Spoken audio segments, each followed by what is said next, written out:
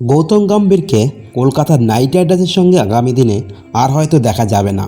গৌতম গম্ভীরকে হয়তো বাধ্যতামূলকভাবে কলকাতার নাইট রাইডার্স ছাড়তে হতে পারে।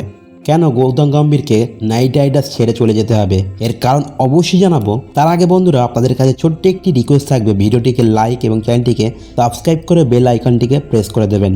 তো বন্ধুরা, আমরা জানি টি-20 ওয়ার্ল্ড কাপ 2024-এর পরে টিম ইন্ডিয়ার হেড কোচ রাহুল দ্রাবিড়ের কন্ট্রাক্ট শেষ হতে চলেছে।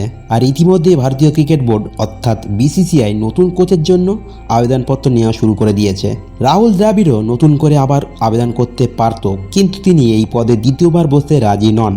তো ইএসপিএন ক্রিকেট ইনফোর রিপোর্ট অনুযায়ী বিসিসিআই প্রাক্তন ভারতীয় ওপেনার ও বর্তমানে কলকাতার নাইট রাইডার্সের মেন্টরের ভূমিকায় থাকা গৌতম গম্ভীরকে আগামী দিনের ভারতীয় দলের প্রধান কোচের দায়িত্ব দিতে চাইছে।